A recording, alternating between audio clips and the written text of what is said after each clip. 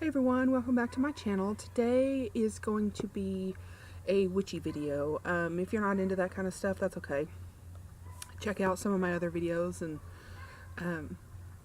these won't happen very often. I wanted to do the YouTube Pagan challenge. They did it last year, but I don't know, it was in this month, for January, the questions were all about grimoires, or books of shadows, or journals, or notebooks, or whatever you use in your craft. I'm outside, as you can tell. I really want to paint my door purple. I think that's going to be one of my spring projects. But anyhow, you can hear the neighbor's dog barking, and you'll probably hear the neighbor's four-wheelers, but otherwise, I apologize. Oh, the cat somewhere. There's 4 questions. The first one is show and tell. I've got them pulled up right over here so I can see them. What type of book do you use? Now, I am a horrible pagan, horrible witch. I don't do much book work because I'm not good at it. And it pains me to ruin a good notebook. So what I do... The cat's down here. Oh. I have 3 different books. I will start with the one that I use the most, and I think, like most witches, we all want to have that like charmed version of a Book of Shadows, which is just not feasible because, I mean, that was a studio prop, and you know, they had people, creative people working on those pages, and I am not artistically inclined like that. I mean, I can a little bit, but I'm not good at it. So what I use is a 3-ring binder, and I've got this is the actual one from Charmed that I printed off the internet on the front, and I've got a little fairy on the back, and in here is like my reference things. I've got, this is just like a book blessing here, how to be a witch, just like solitary. I just thought it was pretty and liked what it said. Goals for a witch. And this front section is all like your goals, your intentions, what you want your craft to be. Then I've got little page dividers here and like reference pictures and stuff. And this one, if I find anything online, see this, I even have like, you know, the Sabbats and the Esphats and the Wheel of the Year in here. Just kind of inspirational stuff, and even, I don't know who made these, but these are beautiful. All the elements. I have all of those printed out and put in here.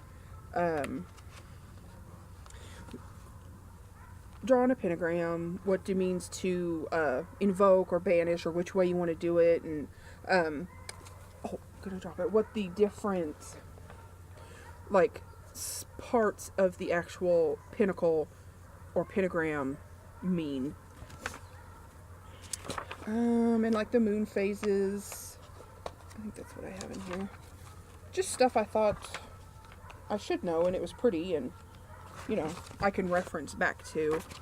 And then I've got some like rune alphabet letters, different symbols and things, a pagan alphabet, things about Celtic trees.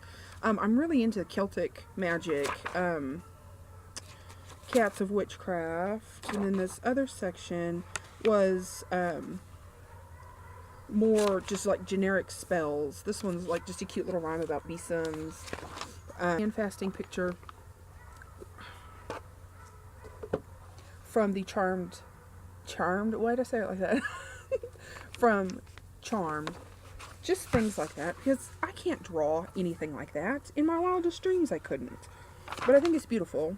Then there's others that, like this Samhain Chant one was really neat. I really liked it. I used it a couple years in a row. Just some spells I wanted to try. Like here's another one from Charmed. They're just really pretty, and I really like them. Not that I'd ever really use them. I mean, this one I might.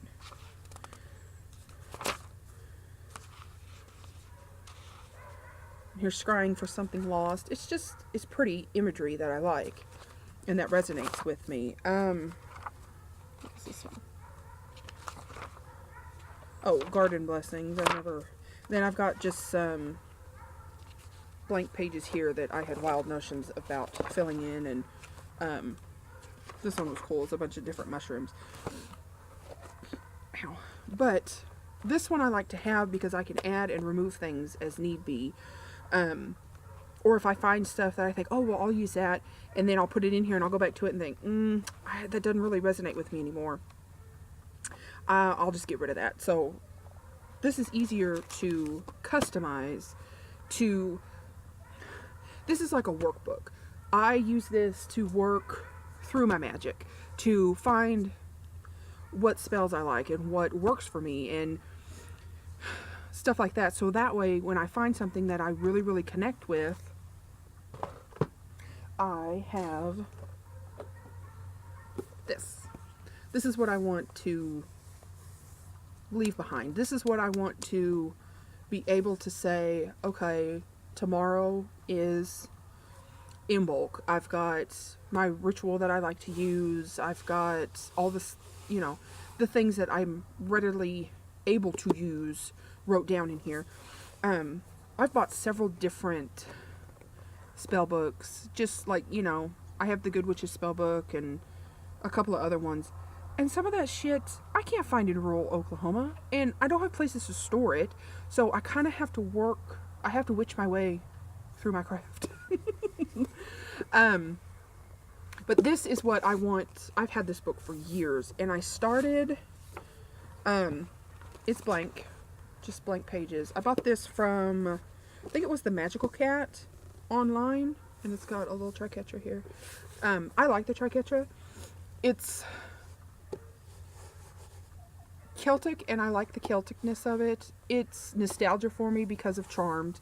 I have it on my body, but I'll show you my weak-ass attempt at drawing. I am not artistic enough. This is the book I want to use for what I'm, set in my craft, but I think of witchcraft as a journey, so I don't know. And it's just really pretty to look at because it's like this gold. These little leather-bound notebooks. This one is faux leather. My aunt gave this to me a long time ago. But I have like an Imbolc cleansing ritual in here that I found online that I really, really like because it's simple and I can do it. So this one will probably end up in the big one eventually. I have a couple of others in here, but this is just a blank page notebook as well. And I want to say it even, has a pocket back here. But I mostly use little ones like these to write down ones I want to try. I use that one for printed off ones I want to try. Or just mostly imagery in the other one that I really, really like. But for 2017 is my year to get back into witchcraft. So I'm really hoping to stick with this YouTube Pagan Challenge. Anyhow, the next question is, how do you protect and consecrate your book? I don't feel the need to consecrate nor protect at this time. I did have a little book protection spell in the one that I printed off over there, which I may or may not have in the big permanent one that I want to have. My actual, legacy book, I guess is what you want to call it. If I do cleanse or consecrate, that's not what it's called. It's consecrate.